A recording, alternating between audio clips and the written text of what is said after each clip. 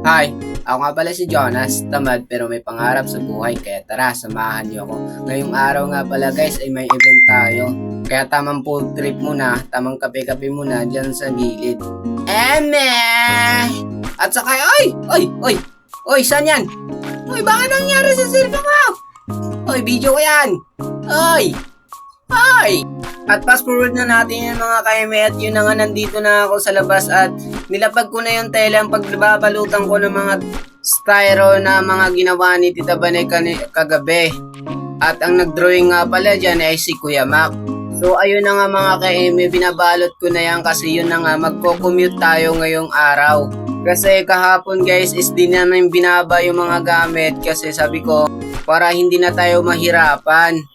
At ayan na nga yung mga gagamitin namin, naka-ready na.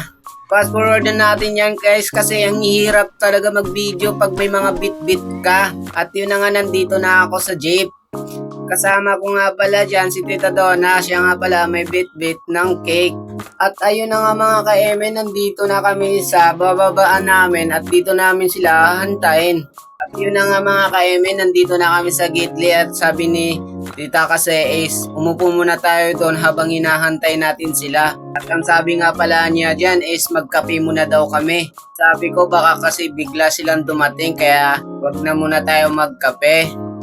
At yun na nga mga ka-eme, malayo pa lang is natanaw na namin sila kasi yun na nga mga ka-eme is may karga kami sa taas. Yun na nga pala yung mga lamesa. Ayos na kayo dyan. At fast forward na natin yan mga ka-eme at nandito na kami sa aming pagsisit-upan. At ayun na nga mga ka-eme is tinatanggal na yung tali doon sa gidli kasi yun na nga ililipat namin tong tent dito. At yan na nga pala yung sasakyan namin. At yun na nga mga ka-eme, tamang baba lang naman ng mga gamit dyan kasi yun na nga para mabilis kami makatapos sa aming setup. Ako naman yun na nga tinatanggal ko yung mga nakatali dyan sa taas. Dito naman tayo sa part na mag-aayos na mga ka-eme at ako naman ay inuna ko na yung backdrop natin. At dito naman sa part na naglolobo na ako guys at ang sikip ng pinaglolobohan ko, ayan na nga nagpapakit muna dyan. Yun, let's go! At ang layo pa nga guys ang pinaglolobohan ko. Kaya haggard na ako niyan at ang init pa mga ka-eme. At ayan na nga mga ka-eme is malapit na ako makatapos at yun na nga imumontage na natin to. Final ko lang to para makapag-montage na tayo. So ano mga ka-eme, ready na ba kayo? Let's go! Wait lang pala mga ka-eme, kasama ko nga pala dyan is si Tita Donna, si Ate Sandra, at saka si Kuya AJ, at saka si Patrick pala. Eme, at yun na nga wag na natin to patagalin mga ka-eme. Let's go! Montage!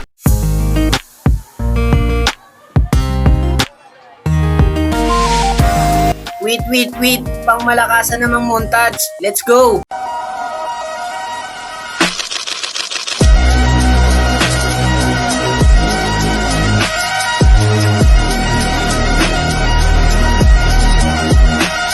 At yun na nga doon na nga magtatapos ang ating montage at yun na nga nandito kami sa tindahan kasi yun na nga nagutom ang mga person at yun na nga tamang merenda muna tayo dyan mga ka-eme at yun na nga ang ganda pala dito sa village na to at yun na nga ang dami palang hindi natapos ay at yun na nga nagpa-cute na naman siya si Eme at yun na nga nandyan na nga pala yung mga sita na mga client at yun na nga mga ka-eme sinahantay namin dyan is yung mascot. Yun na nga ang naabangan namin dyan mga ka-eme. Yun na nga mga ka-eme, habang nagpapatugtog ako dito ay natatawa ako dito sa mga batang ito kasi sinasabayan nila yung mga tugtog at yun na nga mayroon pa ditong marang.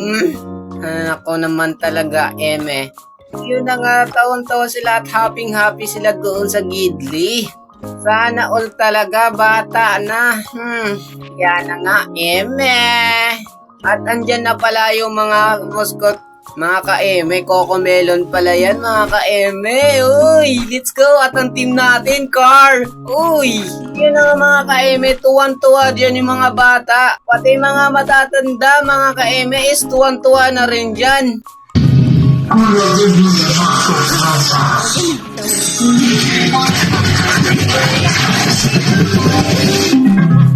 Coco Melon!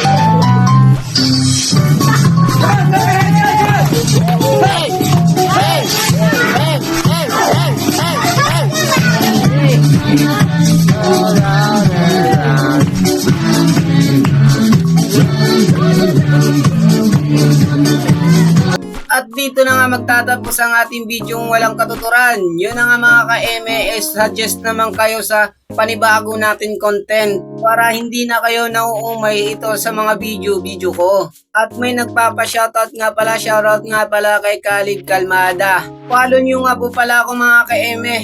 Bye-bye!